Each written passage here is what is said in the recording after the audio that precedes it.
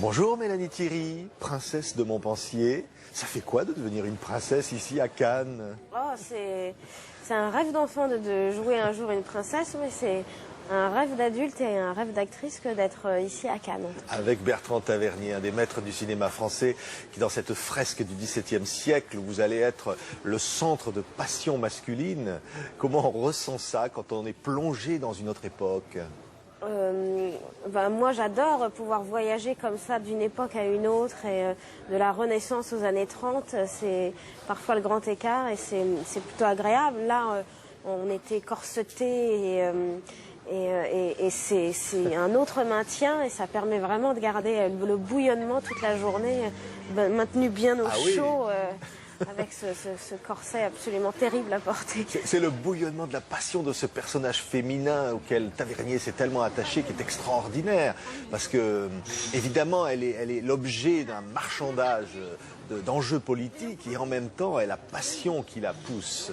Oui, c'est un personnage comme ça, c'est une vraie humaniste, une vraie féministe, totalement partagée et tiraillée par, d'un côté, ses engagements et ses responsabilités et le poids comme ça de son rang et le fait de rester fidèle à son mari et d'avoir sa morale et sa propre foi. Et de l'autre côté, il y a cette passion et le désir pour son amant qui est ravageur et qui est tellement dévorant que ça la conduira à sa perte. Ouais. Elle sait que c'est comme ça que ça se passe. Il y a même un mariage forcé, on pourrait dire, pour parler d'un langage d'aujourd'hui. Hein.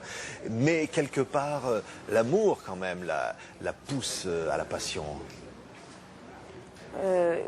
C'est un amour d'enfance.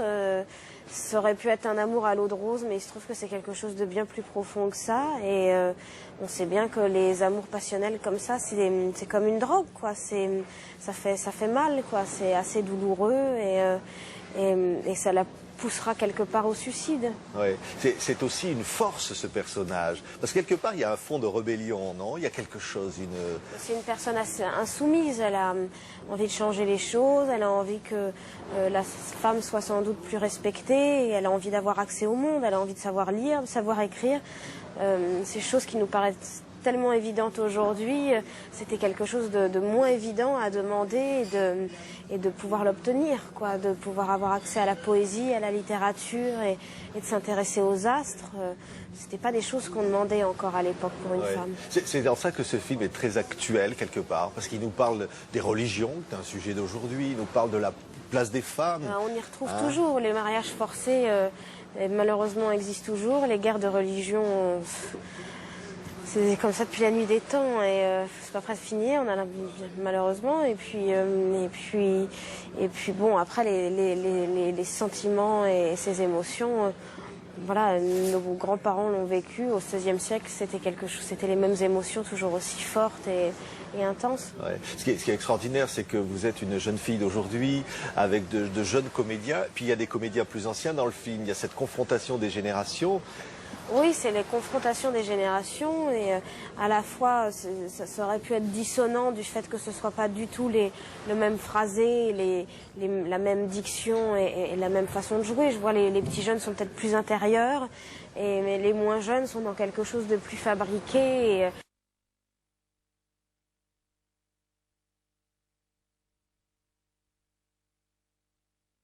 Théâtral finalement, je pense surtout à Vuillermoz. Et c'est cette harmonie-là qui donne quelque chose d'assez étonnant au film, je crois. Oui. Merci Mélanie Thierry d'avoir été notre invitée. Vous êtes super dans ce grand film de Bertrand Tavernier, ici présenté au 63e Festival international de Cannes.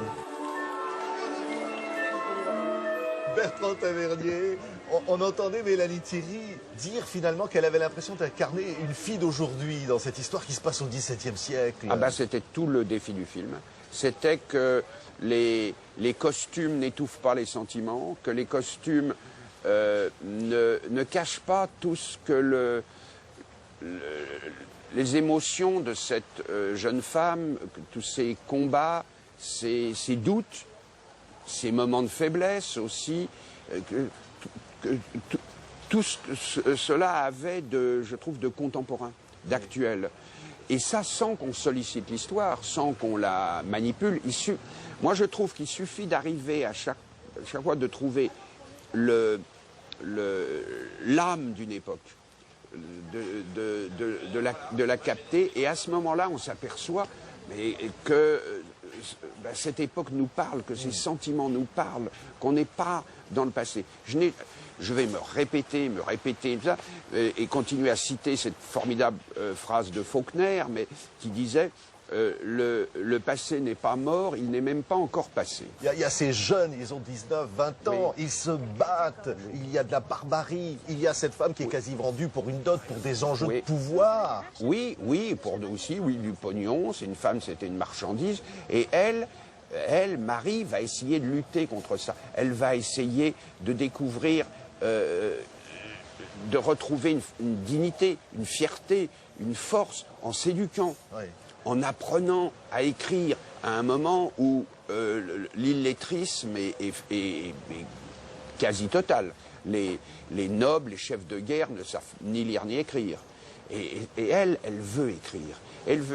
Et ça, je trouve que ce combat, moi, il me bouleverse. Puis c'est une femme amoureuse qui est déchirée entre ce qu'on lui a appris. Une fois que tu as épousé un homme, il faut que tu l'aimes, et elle l'aime d'une certaine manière, et elle le respecte, mais en même temps, elle est passionnément amoureuse, viscéralement amoureuse de Henry de Guise, et elle va, chaque fois qu'elle le voit, il y a quelque chose d'électrique qui se passe entre eux. Je leur avais dit, moi, dans toutes vos scènes, je veux qu'on arrive à sentir qu'il y aurait un geste de plus, un mouvement, et vous allez faire l'amour devant nos yeux. Et en même temps, elle est prête à céder, et elle lutte, et elle essaye de résister.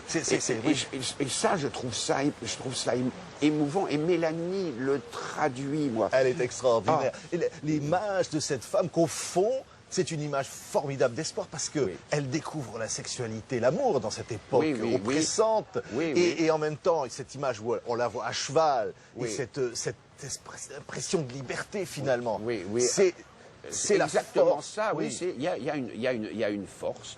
Elle apprend. Il y a un prix à payer à ça. Elle est prête à le payer, mais surtout, elle ne veut pas abdiquer. Elle ne veut pas.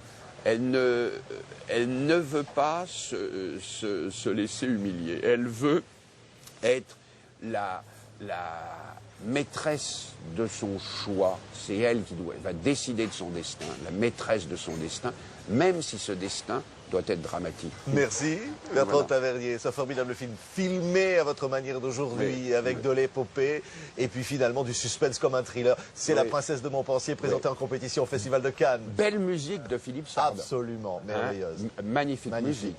Voilà. Merci Bertrand Tavernier. On se retrouve demain avec d'autres invités, toujours au Festival de Cannes, le 63e du nom. L'invité est ici sur la Croisette.